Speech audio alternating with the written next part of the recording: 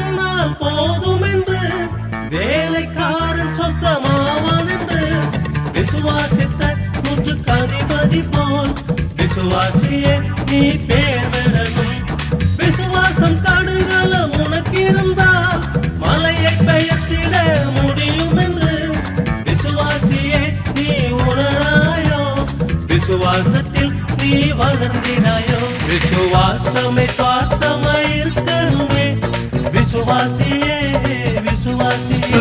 விசுவாசமே சுவிசேஷமாய் ஒலிக்கணுமே உலகெங்குமே உலகெங்குமே.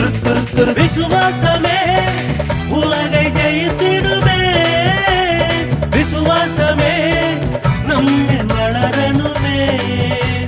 விசுவாசமே உலகை ஜெயித்திடுமே.